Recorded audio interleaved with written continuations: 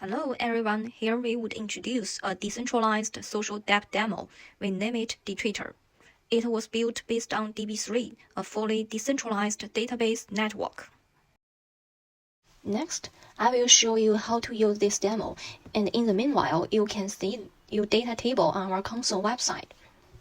Before the demo, let's get a little background info. There are two ways to ensure your data ownership. One, send array operation or data table with your private key. Second, manage your data by your own, not a centralized third-party app. In the social app, the everyday activity, like the following someone, is operation that should require your permission to write into a data table. But nowadays, many Web3 dApp haven't asked for you the authorization for your signature. In our demo, we would expose the signature process to you visibly. In our DB3 web console, you could see that it is very convenient for the user to access and even modify his or her own data in the namespace under their name. First, we would create an account in DB3. You could download and save your wallet, and the next time you could import it. Here are the address and the mnemonic key. You could keep them in a safe place. Then it will pop up to ask for your permission to sign the data transaction. As it describes, the first three tables are created under your name. The address is the D-Twitter's address. The dapp also owns a table named Global User List. All the data transactions should be paid by DB3, a token that will be released in the future.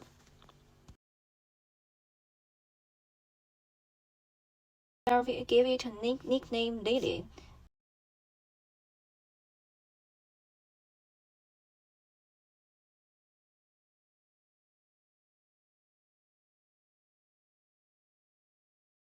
Here we come to the D-Twitter.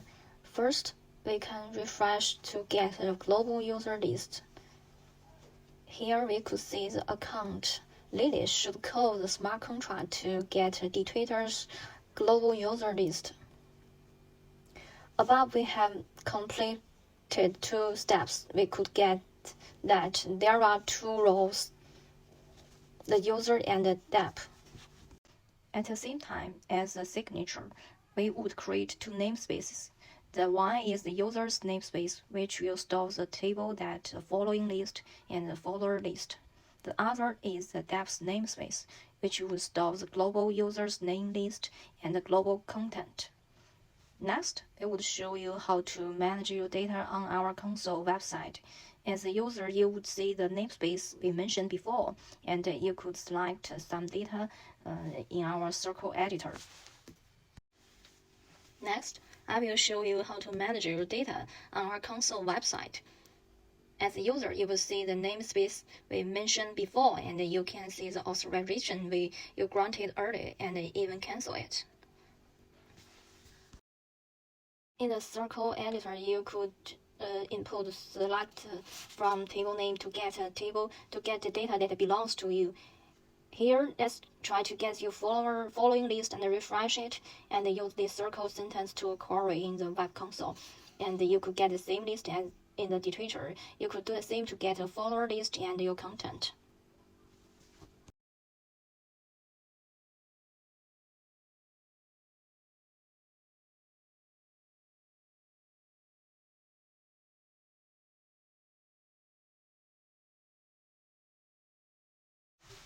In the next part, we will define the conditions for more advanced access controls in Web3.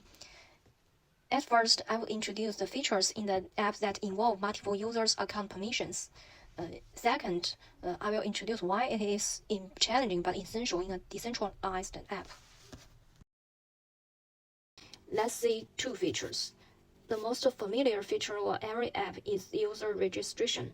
When Lily visits D-Twitter and completes the user registration, a new line would insert into the global user list table owned by the dapp. The next feature is following someone. When Lily followed James, the first data change was that Lily inserted into her own table Lily following list. Then Lily should get James' permission to insert into James' follower list. Then James would see Lily's name in the follower list.